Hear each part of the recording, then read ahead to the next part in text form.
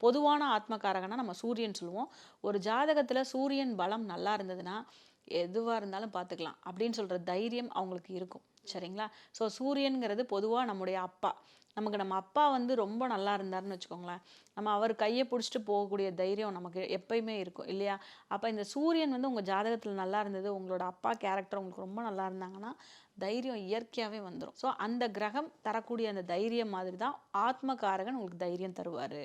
இந்த ஆத்மகாரகன் ரொம்ப நல்லா இயல்புலயே உங்க ஜாதகத்துல உங்களுக்கு தர்றதுக்கு தயங்காம தர்றதுக்கு காத்துக்கிட்டு இருக்காரு.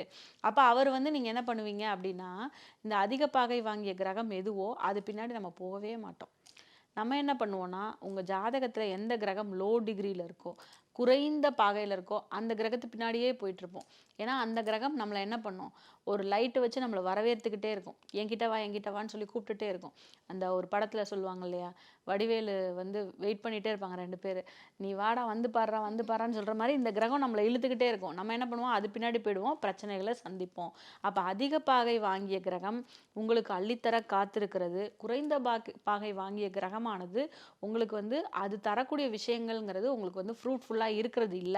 அப்படிங்கிறது தான் இந்த ஜெய்மினி சூத்திரத்தினுடைய